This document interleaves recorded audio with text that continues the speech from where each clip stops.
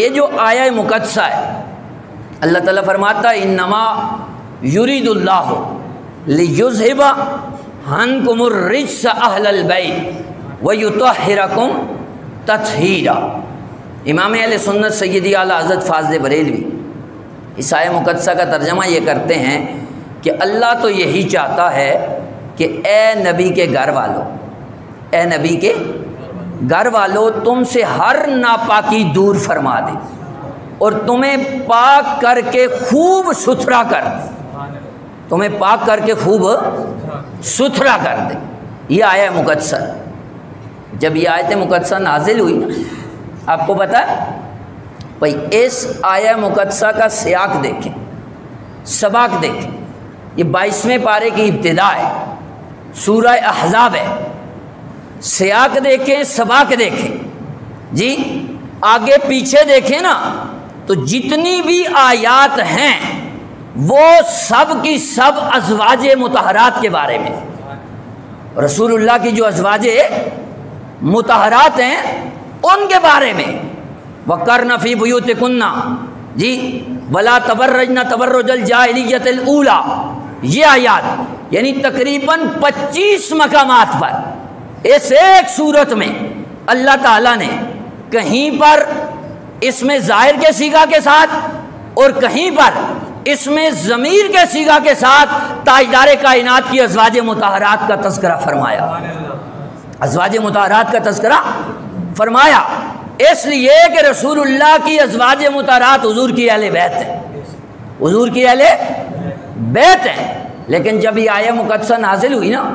تو جامع ترمذی میں حدیث مبارکہ ہے لما نزلت ہذہ الآیۃ علی النبی صلی اللہ علیہ وسلم انما یرید اللہ لیذھب عنکم الرجس اہل البیت ویطہرکم تطہیرا فی بیت ام سلمہ فدعا فاطمۃ وحسنا وحسینا فجللہم بکساء وعلی خلف ظہرہ فجللہ بکساء ثم قال اللہم ہؤلاء اہل بیتی، اللہم ہؤلاء اہل بیتی فاذھب عنہم الرجس وطہرہم تطہیرا، او کما قال علیہ الصلوۃ والسلام۔ حدیث مبارکہ یہ ہے کہ جب یہ آیت مقدسہ جسے آیہ تطہیر کہا جاتا ہے یہ نازل ہوئی نا تو حضور نبی کریم صلی اللہ علیہ وسلم نے سیدہ کائنات، شہزادی کون و مقام جی، عفت کی ملکہ، سیدہ خاتون جنت، سیدہ فاطمہ الزہرا رضی اللہ تعالی عنہا کو بلایا اور امام حسن مجتبیٰ کو بلایا، امام حسین علی مقام کو بلایا اور ان کو بلا کے اپنی چادر کے نیچے کر لیا، چادر کے نیچے کر لیا۔ سیدنا علی المرتضیٰ مولا مشکل کشا کرم اللہ تعالی وجہ الکریم کو بلایا،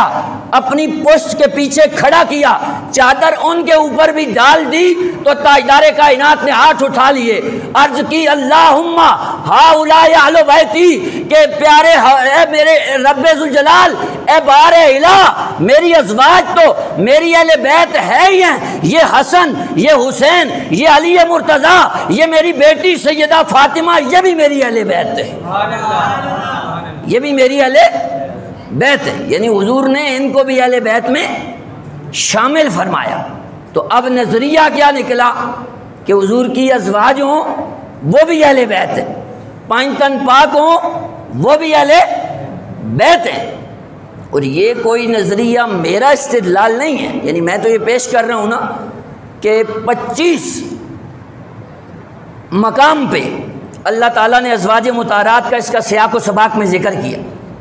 تمام آیات ازواج مطہرات کے متعلق ہیں۔ اور پھر جب یہ آیت مقدسہ نازل ہوئی تو میرے آقا کریم صلی اللہ علیہ وسلم نے ان 4 ہستیوں کو، سیدنا علی المرتضیٰ کو، سیدہ خاتون جنت کو، امام حسن مجتبیٰ کو، امام حسین علی مقام کو بلا کے چادر کے نیچے لے کر حضور نے فرمایا کہ یہ بھی میری اہل بیت ہے، یہ بھی میری اہل بیت ہے۔ ہر ذی شعور یہ سمجھتا ہے کہ اس سے اہل بیت کے اندر ازواج مطہرات بھی شامل ہیں اور پنج تن پاک بھی شامل، پنج تن پاک بھی شامل۔ اور چونکہ ہم ماتوریدیہ بھی ہیں، ہم ماتوریدیہ بھی، یعنی نا عقائد کے اعتبار سے جو عقائد میں ائمہ مانے جاتے ہیں، جن کی تشریح اور توضیح پہ ہم لوگ کاربند ہیں، وہ دو امام ہیں۔ جس طرح فقہ میں چار ہیں نا، امام اعظم ابو حنیفہ جی، امام مالک، امام احمد بن حنبل، امام شافعی،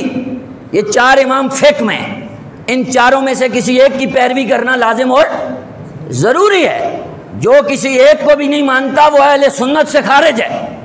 غیر مقلد جو بھی ہے، وہ باقی کوئی قصور نہ بھی کرے نا، صرف ان چاروں میں سے کسی ایک کو نہ مانے وہ اہل سنت سے خارج ہے۔ تو جس طرح فقہ کے اندر، فروعات کے اندر یہ چار امام مانے جاتے ہیں، اسی طرح عقیدے میں اگرچہ تقلید نہیں ہے لیکن تشریح اور توضیح کے ہم پابند ہیں، تو عقیدے کے اندر دو امام ہیں۔ ایک امام ہے امام ابو الحسن اشعری، امام ابو الحسن اشعری، ان کو جو ماننے والے ہیں انہیں اشاعرہ کہا جاتا ہے، انہیں اشاعرہ کہا جاتا ہے۔ اور جو دوسرے امام ہیں وہ ہیں امام ابو منصور ماتوریدی، امام ابو منصور ماتوریدی، ان کو ماننے والوں کو ماتوریدیہ کہا جاتا ہے، ان کو ماننے والوں کو ماتوریدیہ کہا جاتا ہے۔ تو ہم جتنے بھی حنفی ہیں نا، اکثریت کے ساتھ ہم ماتوریدیہ ہیں، ہم ماتوریدیہ، امام ابو منصور ماتوریدی کو مانتے ہیں۔ تو امام ابو منصور ماتوریدی رحمہ اللہ نے اپنی تفسیرات، تعویلات و اہل سنہ کے اندر یہ بات نقل کی ہے، انہوں نے استدلال کیا ہے، استنباط اور استخراج کیا ہے کہ آیت تطہیر میں پنج تن پاک بھی شامل ہیں اور رسول اللہ صلی اللہ علیہ وسلم کی ازواج مطہرات بھی شامل ہیں۔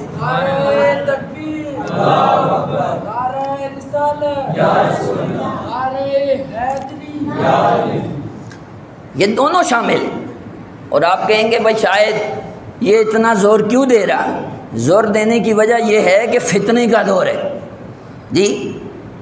ایک طبقہ اس بات پہ مصر ہے کہ رسول اللہ نے جو یہ فرمایا نا بھائی 73 فرقوں میں سے جو جماعت حق پہ ہوگی وہ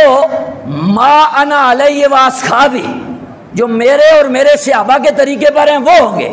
تو ایک طبقہ اصحاب سے آل کو نکال رہا ہے کہ صرف اصحاب مراد ہے۔ میں نے کہا نہیں، اصحاب میں آل بھی شامل ہے، اصحاب میں آل بھی شامل ہے، اس وجہ سے کہ اس وقت جتنی آل تھی سب نے حالت ایمان میں تاجدار کائنات کو دیکھا، حالت ایمان میں دنیا سے گئے، وہ سب آل بھی تھے، سب اصحاب بھی تھے، سب آل بھی تھے، سب اصحاب بھی تھے۔ اس لیے جو ما انا علیہ و اصحابی سے آل کو نکالے وہ خارجی ہے۔ اور ایک طبقہ، ابھی چند دن گزرے کراچی میں وہ ایک بیٹھا ہوا گردیزی، وہ کہہ رہا ہے، ایک اخرس کو ساتھ بٹھایا ہوا ہے اور اس کی موجودگی میں کہہ رہا ہے کہ ازواج مطہرات اہل بیت میں داخل نہیں۔ میں نے کہا ہم ماننے والے امام ابو منصور ماتوریدی کے، امام ابو منصور ماتوریدی فرماتے ہیں جو بندہ اہل بیت اطہار میں سے،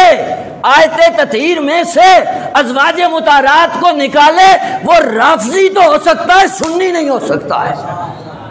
جی۔ نتیجہ یہ نکلا کہ جو اصحاب سے آل کو نکالے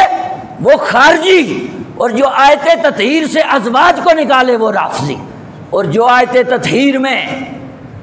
اہل بیت کو بھی مانے، پنج تن پاک کو بھی مانے، ازواج مطہرات کو بھی مانے، وہ سنی، وہ سنی۔ اور یہ کوئی نیا نظریہ نہیں ہے۔ حضرت عبداللہ ابن عباس سے آپ شروع کریں، حکیم الامت مفتی احمد یار خان نعیمی تک جتنے بھی مفسرین ہیں سب نے یہی بات لکھی۔ یعنی ابھی جو درسن پڑھائی جاتی ہے نا کتب تفسیر کی، تفسیر جلالین ہے درس انزابی کے نصاب میں شامل، اس میں بھی یہ بات موجود ہے دوسری جو تفسیر کی کتاب پڑھائی جاتی ہے وہ تفسیر بیضاوی ہے. تفسیر بیضاوی میں بھی یہی ہے کہ ازواج مطہرات بھی اہل بیت میں شامل ہے. تفسیر کبیر اٹھائیں، علامہ ارشاد حسین رامپوری کو دیکھیں، تفسیر مظہری دیکھیں، سبا سنابل دیکھیں، بلکہ نا یہ باتیں عربی میں لکھی ہوئی. جی کوئی دیکھ سکے تو دیکھے، نہ دیکھ سکے نا تو وہ گولڈے کے تاجدار کی بات پڑھے. جی فاتح قادیاں مجدد زماں پیر سید میر علی شاہ صاحب گولڈوی رضی اللہ تعالی عنہ نے تصفیہ مابین سنی و شیعہ کے صفحہ نمبر 53 پہ جو تیسرا قول نقل کیا ہے وہ یہی ہے کہ رسول اللہ کی اہل بیت میں 5 تن پاک بھی شامل ہے اور رسول اللہ کی ازواج مطہرات بھی شامل